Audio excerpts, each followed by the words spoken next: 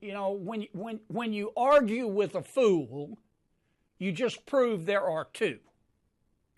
And I consider Congresswoman Omar, Congresswoman Ocasio-Cortez, I think is her name. They call themselves the Squad. I consider them to be fools. Today's political landscape is a pressure cooker, but what happened this week might have just blown the lid off.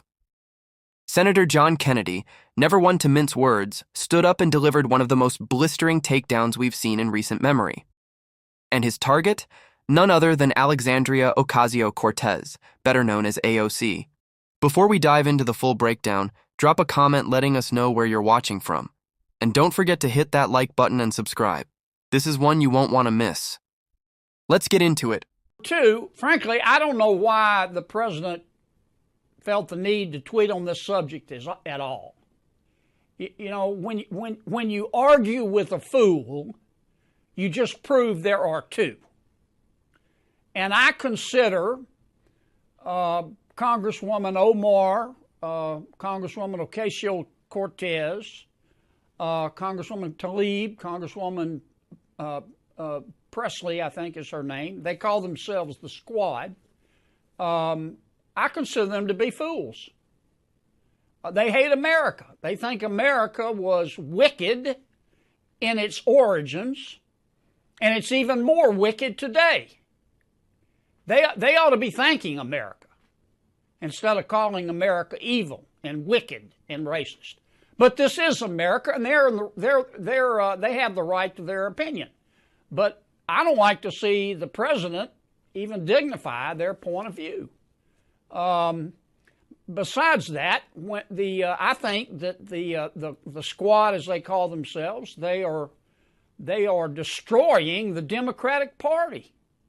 You know, when your opponent is screwing up, don't interrupt him. Let him go.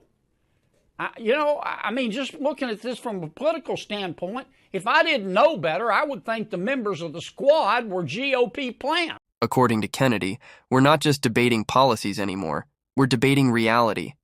He believes the Squad's rhetoric isn't just divisive, it's dangerous. And what really got people talking was how he refused to sanitize it for the cameras. It was raw, it was unfiltered, and it was a shot across the bow of the Democratic Party. Because Kennedy wasn't just attacking 4 women, he was accusing the entire progressive movement of undermining the foundation of the country.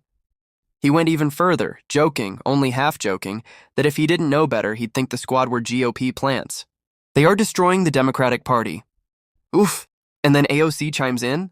The United States is running concentration camps on our southern border, and that is exactly what they are. And she's not backing down on her choice of words. We've had 24 people die in these concentration camps that Trump has established on our border. And what they want to do is politicize it, warp it, turn it into a controversy about words instead of turning it into a controversy about why kids are dying on a border with U.S. dollars. And just like that, the debate flared up all over again. But Kennedy didn't budge. To him, this wasn't about language, it was about loyalty. And here's where things get serious. He's not just one voice. His views resonate with millions of Americans who feel like their values are being erased, mocked, or flat out attacked. They hear AOC compare detention centers to Nazi death camps, and they're not just offended, they're furious.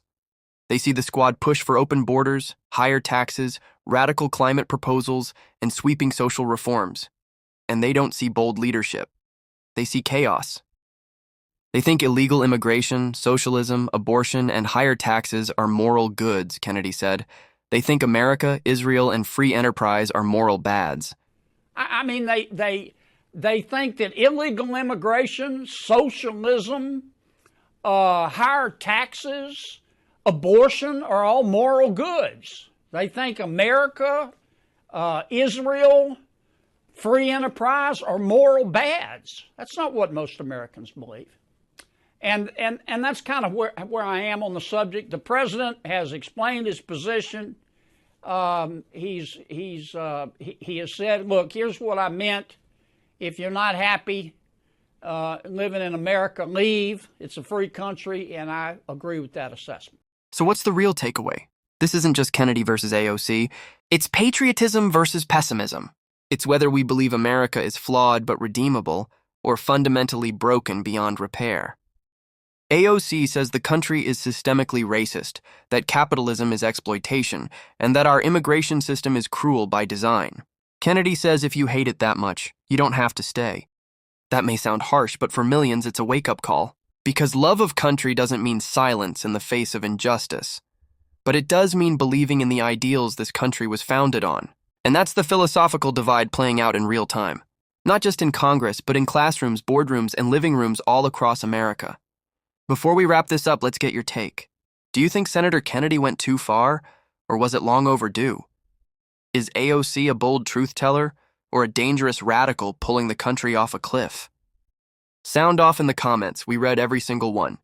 And if you're someone who still believes in truth, in courage, and in calling it like it is, make sure to hit that like button and smash that subscribe button, because we've got more straight-shooting coverage coming your way.